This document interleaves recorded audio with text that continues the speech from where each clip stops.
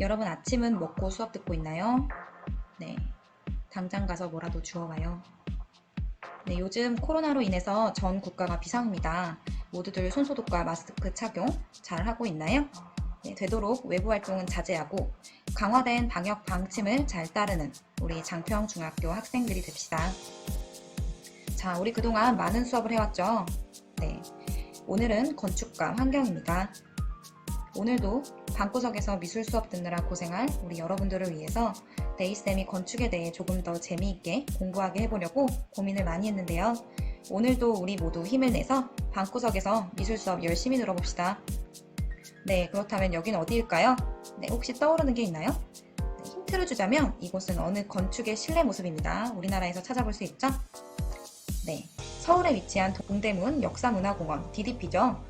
여러분 한 번씩은 다 가봤을 텐데 선생님은 처음 갔을 때 무슨 경기장인 줄 알았어요. 네, 주변에 네모난 건물이나 아파트만 있으니까 이렇게 둥글둥글하고 유기적인 곡선의 건물이 여러분들한테도 낯설긴 했죠? 네, 이 건물은 건축가 하디드가 디자인한 동대문 디자인 플라자의 DDP를 한자씩 타서 만든 DDP입니다. 네, 마치 우주선 같기도 하고 유기적인 선과 형태가 독특한 이 거대한 건축물은 이 지역의 랜드마크가 됐죠. 네, 랜드마크가 무슨 의미인지 우리 함께 배웠었죠? 네, 다시 한번 설명해 드리자면 랜드마크란 어떤 지역을 구분하는데 눈에 띄는 조형물이나 건축물 이런 것들을 의미합니다. 이 건물 때문에 동대문 역사문화공원에 랜드마크가 되어버렸죠. 네, 하디드가 만든 다른 건축물을 살짝 보면 이런 유기적인 형태를 찾아볼 수가 있어요. 네, 유기적이란 곡선적이고 서로 연결되어 있는 모습의 형태를 의미하는데요. 이것들은 다른 나라에서 만든 건축물들이고요.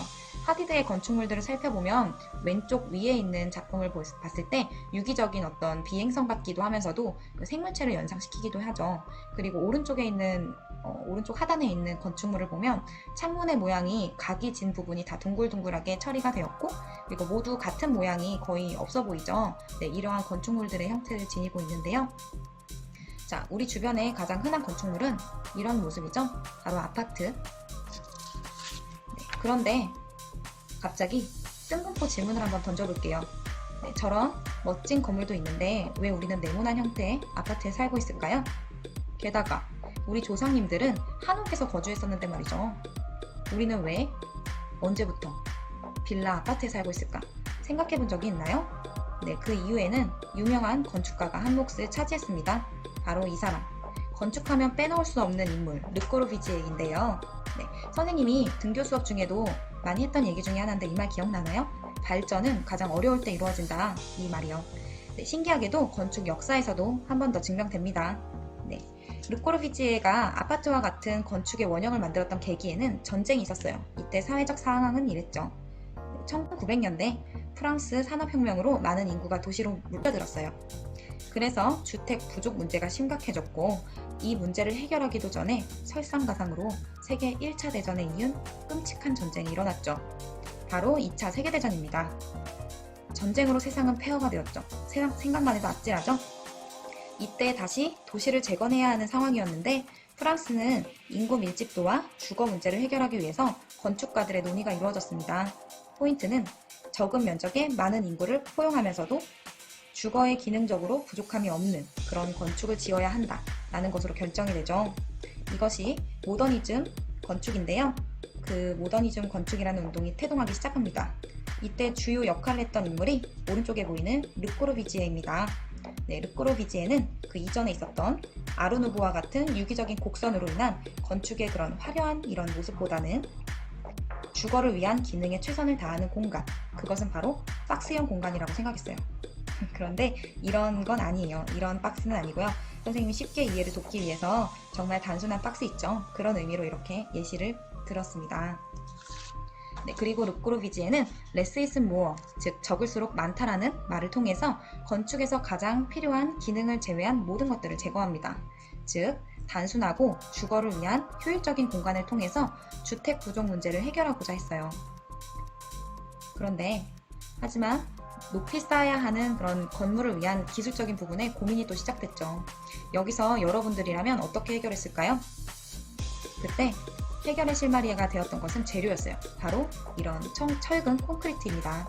현재까지도 건축에서 없어서는 안 될 이 재료는 높은 건물을 쌓을 수 있는 든든한 그런 역할을 해주지요. 네, 그래서 철근 콘크리트의 조합은 견고하면서 높은 건축을 지을 수 있는 바로 아파트 같은 건물을 만들 수 있다는 점이었어요. 그 결과 이 건물이 바로 최초의 아파트입니다. 당연히 르꼬르비지에가 설계한 것이죠. 우리는 지금 이러한 박스 형태를 기초로 한 아파트에 살고 있습니다. 조금씩의 변화는 있지만 여하튼 이것이 바로 우리가 왜 박스형 아파트에 살고 있는가에 대한 이유입니다. 이제 알겠죠? 이 건물은 르꼬르비지에의 다른 건축입니다. 이름은 빌라 사보아라고 합니다. 오른쪽 밑에 있는 것은 실내 사진이고요. 이것도 역시 기능에 충실한 모더니즘 건축입니다. 높은 건축은 아니지만 이것 또한 르꼬르비지에의 굉장히 유명한 건축입니다. 1층에 보이는 기둥, 여기 보이죠? 이것을 우리는 필로티라고 합니다. 필로티. 이거 어디서 많이 보지 않았나요? 짜잔! 주차장으로 많이 사용되는데 르꼬르비지에가 시작한 개념이에요.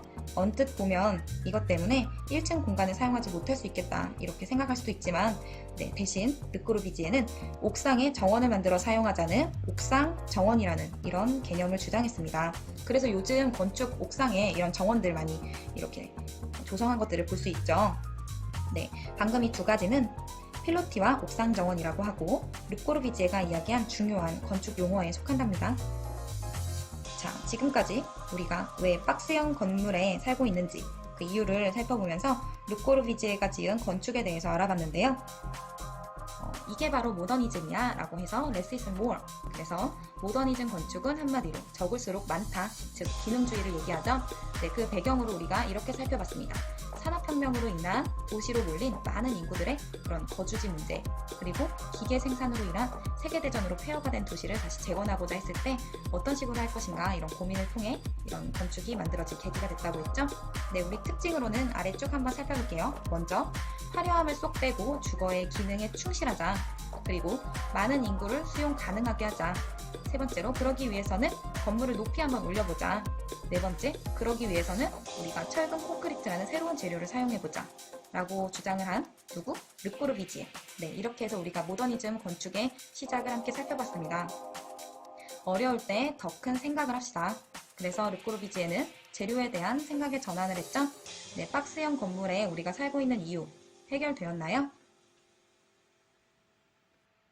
하지만 여기서 한 가지, 박스형 건축물이 줄곧 이어지다가 왜 갑자기 동대문 DDP와 같은 화려한 건물이 최근에 각광을 받고 있을까요? 네, 다음 시간에는 이 궁금증을 해소하기 위해서 포스트 모더니즘 건축을 함께 살펴볼까 합니다. 네, 재밌겠죠? 네, 수업에 올라온 영상 모두 듣고 수업 후기를 비공개 댓글로 남겨주세요. 이런 수업 후기들은 선생님 수업에도 많은 도움이 되고 또 여러분들이 어떤 수업 후에 느낀 점을 가지고 있는지 서로 피드백이 되기 때문에 네, 반드시 올려주길 바랍니다. 오늘 수업은 여기서 마치겠습니다. 수고하셨습니다.